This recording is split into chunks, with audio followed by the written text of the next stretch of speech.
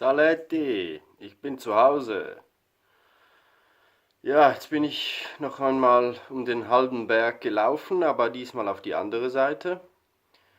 War ungefähr noch mal eine Stunde unterwegs, so von 10 bis 11 Uhr abends. War -1 Grad, aber ich war gut angezogen, hatte keine Probleme. Und dann plötzlich sah ich so im Scheinwerferlicht meiner Stirnlampe auf einmal so Augen im Wald. Und die schauten mich so an. Es waren drei Augenpaare. Bin ich so stehen geblieben und die haben gedacht, ich sehe sie nicht oder so. Aber ich habe sie auch nur an den Augen gesehen. Und dann sind die so da gestanden und dann habe ich gepfiffen. Dann haben sie so geschaut. Dann sind sie so langsam, aber sicher waren sie der Sache nicht mehr so geheuer. Und dann haben sie umgedreht und sind langsam davon. Aber ich glaube, die haben mich verfolgt, denn ungefähr eine halbe Stunde später schaue ich wieder so in den Wald hinauf und dann schon wieder diese Augen. Es waren dieselben Tiere, ich weiß jetzt nicht. Vielleicht waren es andere Tiere, aber vielleicht haben sie mich ja verfolgt. Vielleicht waren sie ja neugierig, wollten wissen, was denn das für ein Kauz. Hier, so mitten in der Nacht. War auf jeden Fall schön. Dann bin ich ein bisschen auf eins zugelaufen, ja, dann ist es dann aber abgehauen. Ja, das war noch so ein kleines Erlebnis. Und dann habe ich mein Auto wiedergefunden und jetzt bin ich daheim, habe alles ausgezogen, alles ausgelegt. Der Nebel hat das Tarp ordentlich nass gemacht auf der Außenseite. Ja, das muss jetzt noch ein bisschen trocknen. Dann habe ich noch so eine super Unterlage. Unten ist sie PU beschichtet und obendrauf ist eine Wolldecke aufgenäht. Also dann liegt man auf dieser Wolldecke und unten dran ist wasserdicht. Also wirklich super. Ja, ich habe jetzt schon jede Menge Material. Ich weiß, wie man Feuer macht. Ich kenne die Zundermaterialien. Ihr habt das ja gesehen. Ich habe hier ein bisschen mit dem Feuerstahl das Feuer gestartet. Und ja, da ist es einfach immer wichtig, dass das Zundermaterial, das ist ja Birkenrinde zum Beispiel oder Kienspan oder es gibt so diese weißen Pustelpflanzen, die brennen auch ganz gut, also als Zunder. Und dann macht man das ganz fein und so, dass da richtig schön Luft reinkommt. Dann funkt man rein, also dann funkt man und dann nimmt man gleich, wenn es eine Flamme fängt, dann, ihr habt es ja gesehen, dann nimmt man kleine Stückchen Holz und dann baut man langsam drauf auf. Holz spalten, wenn es nass ist, dann ist das innen trocken.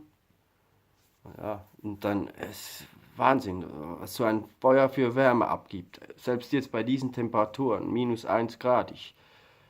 Ich hatte nie kalt, dadurch, dass ich ja im Windschatten war und vor mir das Feuer brannte. Also das macht wirklich sehr viel aus. Da könnt ihr locker auch mitten im Winter draußen sein und müsst nicht frieren, wenn man es richtig macht. Und das hat auch noch so einen gewissen Reiz, ja, so, sich so einzurichten, dass man es dann halt mollig warm hat. Also den ganzen Nachmittag war ich da, bis, also halb 10 Uhr habe ich begonnen aufzuräumen, das Feuer noch ausgebrannt und dann habe ich zusammengepackt und also quasi, also hier bin ich gestartet und dann bin ich so um den Berg herumgelaufen und dann habe ich hier eine Lagerstelle gefunden und eine Feuerstelle. Da habe ich da das Feuer gemacht und dann am Abend bin ich dann wieder so um den Berg herumgelaufen und bin wieder zum Auto. Also ungefähr, ich war 2 Stunden unterwegs, also hin und zurück. Und ja, es war eigentlich, wenn man mit dem Auto diese Strecke fährt, dann denkt man, das ist viel größer, viel weiter die Strecke, aber ja, man hat halt direktere Wege. Die Wanderwege sind direkter und deshalb war ich dann so schnell. Ja, auf jeden Fall wollte ich euch mitgeben, dass das wirklich sehr erholsam ist. Einfach so nichts studieren, einfach mal alles vergessen, auch diese Probleme, die Wahlen und das politische System und all das Zeug, das reduziert sich da auf das Minimum und man ist einfach offen für die Natur. Man sieht auch keine Menschen, da ist keine Sau. Man ist völlig alleine und hört ab und zu mal ein oder irgendwelche Tiere oder ja. Und man kann wirklich so richtig tief in sich gehen, in sich horchen.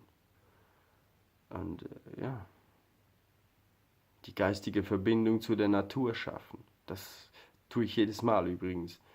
Wenn ich in den Wald gehe, dann begrüße ich den Wald und ich sage ihm, dass ich ihm nicht schaden will, dass er mich aufheben, also dass er mir Geborgenheit gibt. Ich bedanke mich dafür. All diese Dinge. Und also da geschieht was. Der Wald nimmt Verbindung auf. So, ihr könnt sagen, was ihr wollt.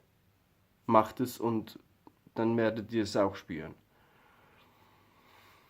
Äh, und wenn die Natur mit dir Verbindung aufnimmt, dann so nach und nach erkennst du Dinge. Also, und dann siehst du Zeichen. Und es ist mir absolut klar, dass bei diesen Naturvölkern, dass es da Schamanen gibt, die auch mit der Natur Kontakt aufnehmen, weil es eben funktioniert, weil es dir etwas zurückgibt. Denn wir sind Wesen aus der Natur. Also für mich ist das logisch. Anstatt immer diesen Politikern zuzuhören, was sie wieder für Schwachsinn herauslassen. Tue ich zwar auch und ist auch wichtig, man sollte auch informiert bleiben, aber so als Ausgleich ist das schon es gibt einfach so viel Kraft. Und du nimmst es einfach ein bisschen leicht auf die leichtere Schulter. Du nimmst das nicht so tot ernst mit der Sache, weil du weißt, da gibt es noch eine andere Welt. Und die, die gibt dir Kraft. So, ich bin fertig. Ich wünsche euch noch einen wunderschönen Abend. Genießt das Wochenende. Bleibt sauber. Und bis zum nächsten Mal beim Marcel Stöckli-Kanal. Tschüss.